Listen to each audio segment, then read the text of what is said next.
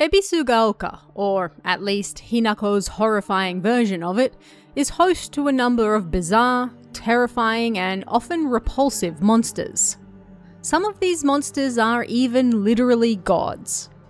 This week, let's take a look at each of the enemies you can encounter in the game, and how they especially relate to Hinako's journey from confused schoolgirl to, well, something akin to a god herself.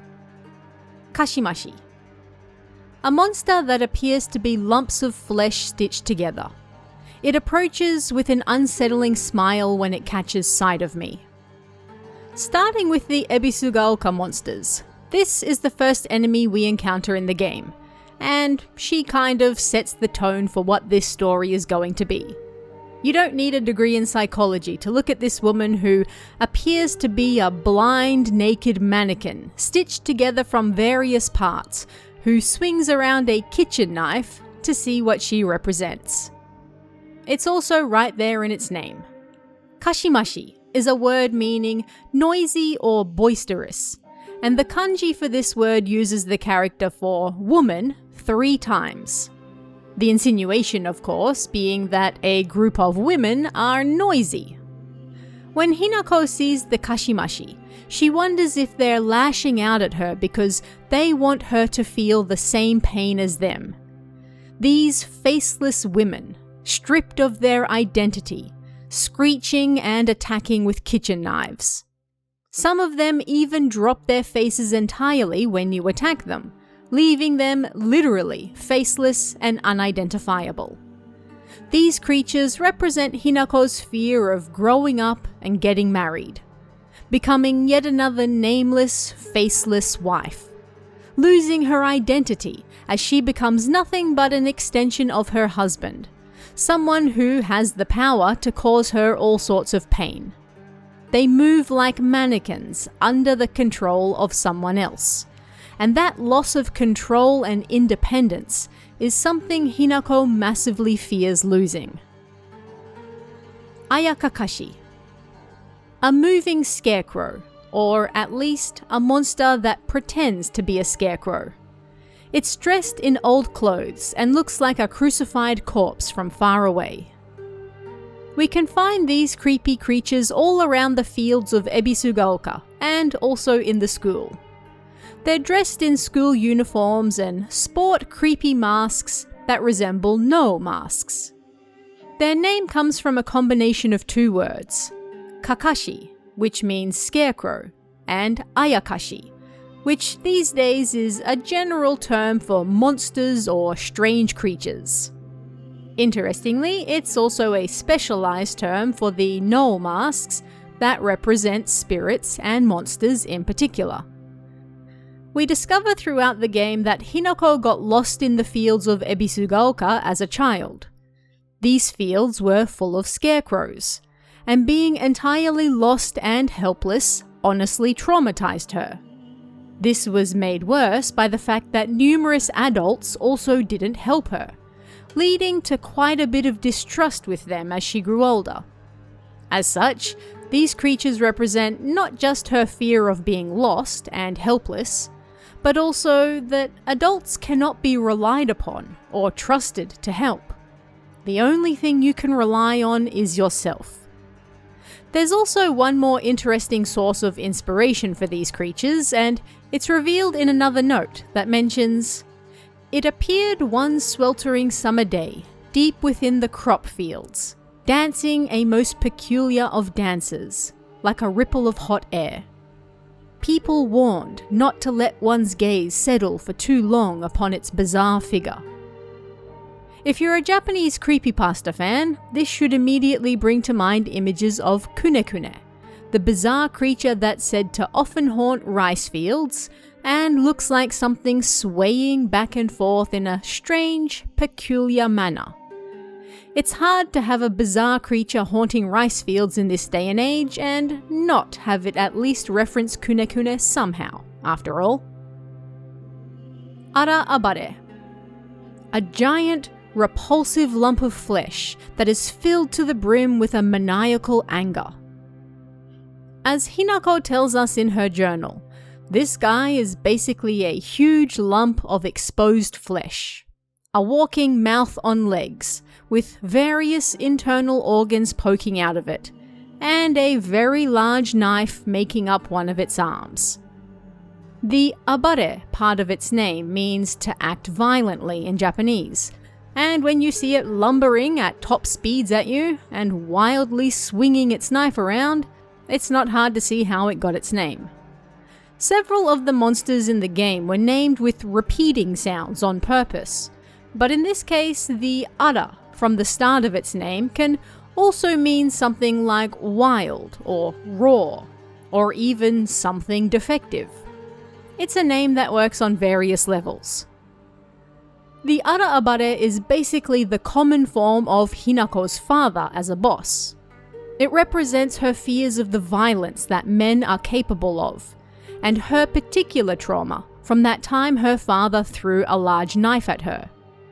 It's huge and physically imposing, belching and roaring with its large mouth as it swings that knife around to make Hinako feel tiny, small, and helpless.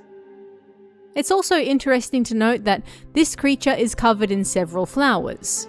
Some of the more visible ones are, of course, red spider lilies, but there are also cherry blossoms, vandas, and stochisias. If we dig into the meanings associated with these flowers in Japan, they represent life and death, memories of the past, as well as fleeting beauty and even purity. A picture sure is being painted here, huh? Numerous faces monster. A face. 2 faces. 3 faces. 4. A monster with a thronging mass of faces. Although it doesn't have an official name, this monster can be spotted in a few areas throughout Ebisugaoka. Generally the residential areas, although it's not strictly limited to there. At any rate, Hinako tells us in her journal that she doesn't recognize any of the faces that make up this creature, but they seem to know her. They also spout repulsive things and violate the peace wherever they go. This creature is an interesting one, as it seems to indicate that Hinako is especially annoyed by gossip. Right at the start of the game, when Hinako passes between 2 tight walls, she overhears what appears to be some local elderly women gossiping about her. This gossip changes with each playthrough, but it's another hint that Hinako is anxious about what other people are both saying about her and thinking of her. During the time period the game is set in, it's important to keep in mind that keeping face and following tradition were incredibly important. But Hinako doesn't want to follow tradition. She wants to be her own independent person, not just an extension of her husband. And so these creatures represent those fears of people gossiping about her manifested. She doesn't know their faces, but they know her. And they're constantly talking about her and violating her peace. She just wants to be left alone to make her own decisions based on what she wants, and not suffer the harsh judgment of others because she doesn't conform to their standards. Irohihi. A particularly suspicious monster that walks around on all fours. The greedily staring eyes, the greasy palms, the disgusting way it acts all chummy with me. Sticking with Hinako's fear of men, we have the Irohihi. Hinako tells us that this guy never bothers with guys. Typical. The Irohihi likes to jump around, sort of like a monkey, and when it latches onto Hinako, it slobbers its gross tongue all over her. There's zero doubt as to what this creature represents, but it's also right there in the name. Iro is a word that means lust, sensuality, physical appeal, etc. Hihi, meanwhile, literally means a baboon, which mimics how the Irohihi moves and jumps around. But it's also slang for a dirty old man or pervert. This creature represents Hinako's fear of men who just want her for one thing, and one thing only. All of it is completely repulsive. Hinako makes her thoughts on this one very, very clear.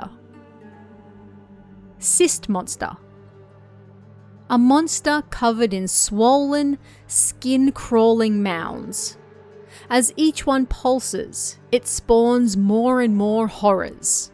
What a vile show of life.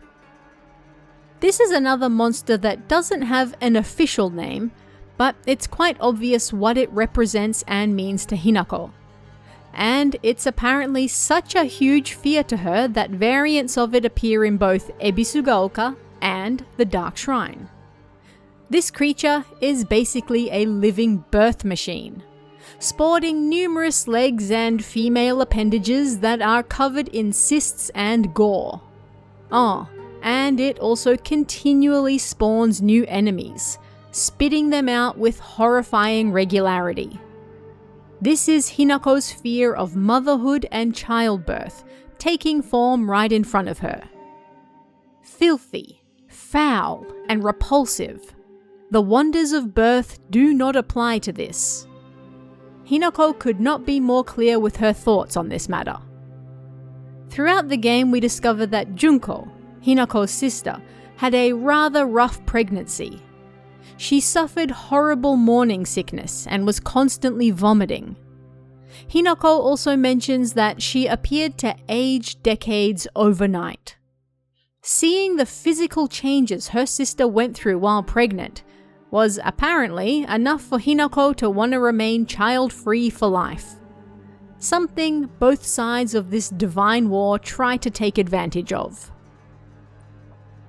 Kamugara. A monster restrained by chains and shackles. I wonder if it was imprisoned and tortured. This is the first enemy we encounter in the Dark Shrine side of the game, and I dare say one of the most horrifying at first sight as well. The Kamugara appear in the Dark Shrine and, as Hinako tells us, they're wearing chains and shackles, making her wonder if they're perhaps prisoners who have been tortured. She is, unfortunately, right on the money with that one, but the real story behind these monsters is some honestly dark and brutal stuff. These guys are kind of like this game's version of lickers. They track Hinako via sound, because, you know, they have a gaping hole where their face should be, so their ears are all they have to work with. While playing through the game, you can uncover stories of the Kitsune's curse, where people suffering from it basically are eaten from the inside out by a variety of bugs and insects that gestated within them. It's as gross and horrifying as it sounds. Now, the name Kamugara is a combination of two words. In this case, Kamu is another way the character for Kami can be read, meaning something divine. Gara, meanwhile, means something left over or remaining. A shell, husk, or carcass, if you will. In a live stream after the game's release, Ryukishi himself confirmed that the Kamugara are actually the indigenous kami-sama of Ebisugaoka. They were there first. However, when the later gods arrived, these indigenous kami-sama were captured, imprisoned, and tortured. Considering they physically resemble the stories of those who fell victim to the Kitsune curse, well, it's not a stretch of the imagination to think the later gods he was referring to were, of course, the Kitsune clan. So, these enemies are literal gods who have been imprisoned and tortured and now haunt the Dark Shrine as literal husks and shells of their former selves. Incredibly dark stuff. Oi-omoi. A bizarre monster that looks like a bunch of celluloid dolls intertwined. This shrieking monstrosity looks like someone collected a bunch of doll parts and decided to make some honest-to-God nightmare fuel. What signifies the death of one's childhood better than this gross mockery of such a beloved childhood toy? Oi in this case likely refers to the word for old age, although it can also be used the same way we do in English, to simply grab someone's attention like, hey. While omoi can mean either something heavy or weighty, or something sentimental and full of emotion. Each of these dolls was most likely some child's best friend, Hinako tells us in her journal. The game itself opened with her playing with her own doll, and in fact, she seemingly stalked through much of the game by said doll, a doll that wants to use her for its own nefarious purposes, a doll that she herself discarded at some point. And so, these creatures serve as a reminder of youth, and of the weight of growing older and everything that entails. But they also serve as a reminder of the childhood that Hinako herself eschewed. She never wanted to be a girl who just played with dolls. She wanted to play games with the boys too. She didn't want to be tied to one specific role that society determined for her. She wanted to pave her own way, and these creatures, made up of girly dolls playing hopscotch and screeching loudly, are a constant reminder of what society has deemed best for her based purely on her gender, and what awaits her should she go through with her marriage to the Fox clan. Harai Katashiro, a monster that possesses sharp blades for legs. These horrifying creatures are somewhat reminiscent of the Kashimashi from the Ebisugaoka realm, but this time around they wear an okame mask and fight with a katana. Oh, and their legs have been cut off entirely and replaced with blades. Yikes. There's a lot to break down with this creature. First, Harai means to purify or cleanse, while Katashiro is a Shinto paper doll that's used during these purifying and cleansing rituals. Now, the mask this creature wears used to represent a beautiful woman long ago, and it was used to ward off evil. However, in modern times, the meaning of this mask has changed, and now it represents an ugly woman. Something to keep in mind. We can also see that the mask is surrounded by branches, and the arms and legs very much resemble those of the Tsukumogami boss.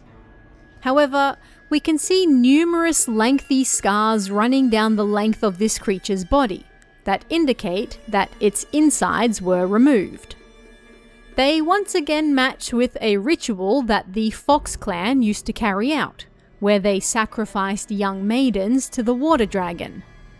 Being that they're literally called Harai Katashiro, or cleansing dolls, well, it seems more than likely that these enemies are the remains of those unfortunate women brought back by the Tsukumogami in an attempt to further drive Hinako from the Fox clan, and make her choose its side instead. Sakuko-like Entity. A monster in the form of a shrine maiden. It sounds just like Sakuko. The first and perhaps even the most memorable boss fight in the game, this creature looks and sounds just like Sakuko, our beloved friend who died shortly before this fight takes place. Could it really be her? As we get our first look at this creature, we see a giant hole in her chest that looks awfully similar to what might happen if lightning went straight through her. You know, kinda like the sacred tree that was also struck down by lightning. The tree Sakuko's family used to worship. This creature is also dressed just like a shrine maiden, which Sakuko is, and has a floating halo reminiscent of the sun's rays. You know who else is generally pictured with that same halo of light? Yeah, Amaterasu, the most important kami-sama in the Shinto faith. No doubt about it, This is one powerful creature.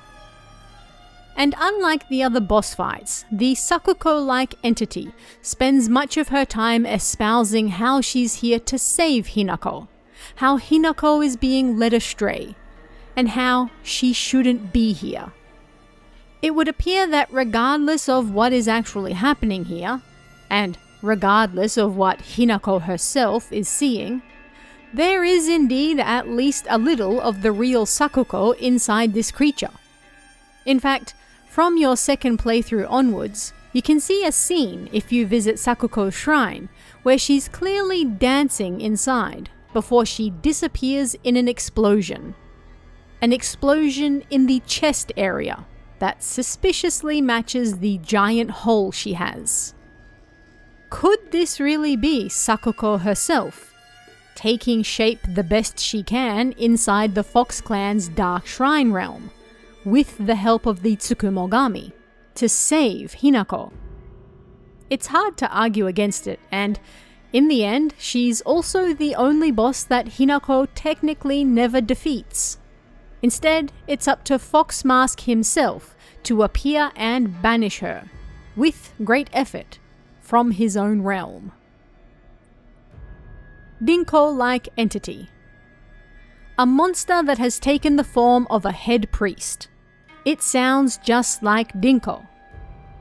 If the Rinko-like Entity has no fans, then it means I am dead.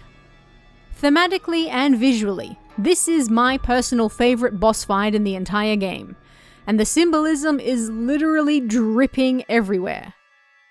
Rinko is represented throughout the game as a snake, and we can clearly see this on the crest on her robes as well. She's dressed as a master of ceremonies, there to lead and initiate Hinako's marriage to Fox Mask. It's important to keep in mind that snakes are generally viewed as messengers of the gods in Japan, and they're also closely associated with purification. Rinko isn't just a snake like we might think of the term. She's here to deliver a message, and she's here to purify Hinako as well. And for these two ladies, that means going head to head in all-out battle. Tensions have long simmered between the two because of their feelings for Shu, and it's here that Rinko's fiery jealousy is finally unleashed. With this battle, Hinako is finally able to cleanse herself of all the tension and bad feelings that have accumulated over the years, because neither woman was able to properly speak their truth to each other. They finally have the free-for-all that has been building for years, literally spilling forth like fire and lava as the Rinko-like Entity summons minions to do her bidding for her. Swinging around an Onusa staff used for purification rituals, this creature is consumed by the fires of jealousy and remains surrounded by babbling puppets. There's no doubt what Hinako thinks of Rinko, but in the end, she finally dispels their long simmering tension and is able to take her first real steps towards the future. Hinako's parents. The monster that my father turned into. It acts the same way he did when he let his anger get the best of him. Hinako's father is basically the boss version of the Ara-abare, and acts in much the same way. He's a giant fleshy brute that violently lumbers around and lurches at her with a knife, much like he did that one time in real life. The monster that my mother turned into. I'm not even sure she's realized what's happened to her. Meanwhile, Hinako has also long resented her mother for, in her opinion, never standing up for herself, for simply taking her father's abuse and being, well, a spineless doormat.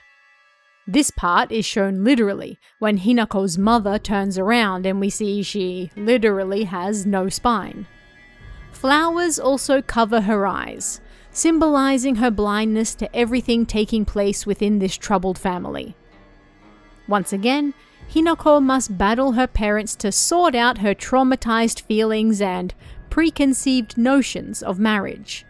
And it's not until she finally defeats them that she begins to question whether she was actually viewing them the wrong way all this time. Maybe her mother wasn't as weak-willed as she actually thought. Maybe her father was just trying to do his best in a role society had already set out for him as well. Maybe there's a lot more to this being grown up thing than she realized. Shiromuku. An intimidating monster that appears in Shiromuku, a traditional white wedding kimono. It uses their grand fox arm to compel others to obey. Although we're introduced to this creature right at the start of the game, it's not until much later that we finally get a good look at it. And this creature is, well, Hinako herself. Finally transformed into a divine bride for the Fox clan, after successfully going through their various rituals and then marrying Fox Mask. Shiromuku's right arm is now the divine fox arm, and she sports the traditional white bridal wear of a Japanese bride. In fact, this is what Shiromuku means. It literally means white kimono, and it represents purity and being unspoilt. But much like the Kashimashi that stalk Ebisugaoka, Shiromuku has no face. She has fully transformed into the now nameless and faceless bride of Fox Mask.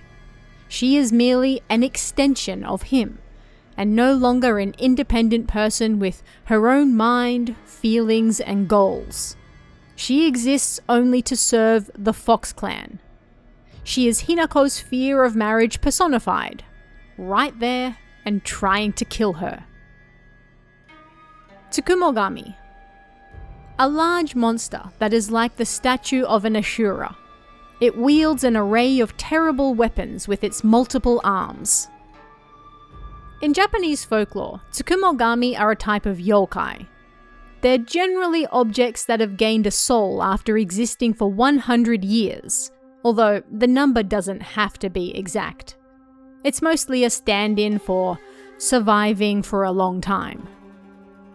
And in Ebisugaoka, they developed a unique faith in the past that revolved around worshipping these ancient objects. Items were hard to find and hard to replace in Ebisugaoka, with it being so cut off from the rest of the world. So if something managed to last a long time, well, it was worthy of worship. And in the Tsukumogami boss, we can see that at work. Its body has been pieced together with heaps of junk and entwined with old tree branches and roots, giving it a sense of divinity often found in old objects. Technically, we see two different versions of this boss, with one being powered by Shu, who shares the Tsukumogami's interest in Hinako not marrying Fox Mask. For reasons, of course. And the other is powered by her old doll, who we could argue is the real version of this ancient supplanted deity that has real beef with the Fox clan. Either way, this old god has spent centuries being angry that it was replaced by the Fox clan, and when Hinako finally cleanses the sacred sword that was long hidden within the sacred tree, its former residence, it's finally free to take on a far more powerful and much more aggressive form. Powered by a cute little doll. Shichibi. A large fox monster.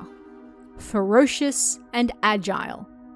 On top of all that, he can even summon his underlings to the fray. This is Fox Mask's true form as, well, a fox.